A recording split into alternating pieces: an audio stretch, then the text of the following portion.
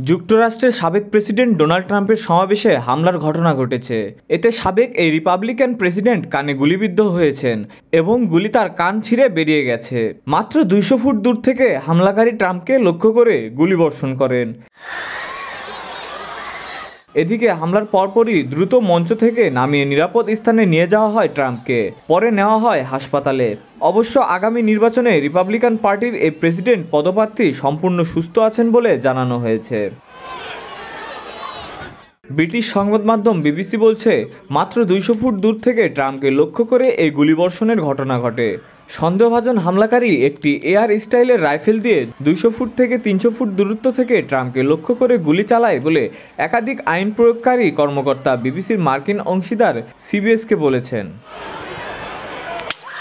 বার্তা সংস্থা অ্যাসোসিয়েটেড প্রেসের তথ্য অনুযায়ী স্থানীয় সময় শনিবার পেনসিলভেনিয়ায় জনসভায় বক্তব্য রাখছিলেন প্রেসিডেন্ট পদপ্রার্থী ডোনাল্ড ট্রাম্প। বাইডেন প্রশাসনের সমালোচনা করছিলেন। এমনই সময় পরপর গুলি শব্দ শোনা যায়। সঙ্গে সঙ্গে সাবেক এই প্রেসিডেন্ট নিচে লুটিয়ে পড়ে নিজেকে আড়াল করেন। এ সময় সিক্রেট সার্ভিস এজেন্ট তার পাশেই ছিলেন। এরপর তাকে স্টেজ থেকে নামিয়ে নিয়ে যাওয়া হয়। ট্রাম্পকে যখন ধরে স্টেজ থেকে নামানো হচ্ছে, সেই সময়ে কানের পাশ, গালে রক্ত লক্ষ্য করা যায়। স্টেজ থেকে নামার সময় হাত উঁচিয়ে মুঠো করে হার না মানার ইঙ্গিত দেন ডোনাল্ড ট্রাম্প।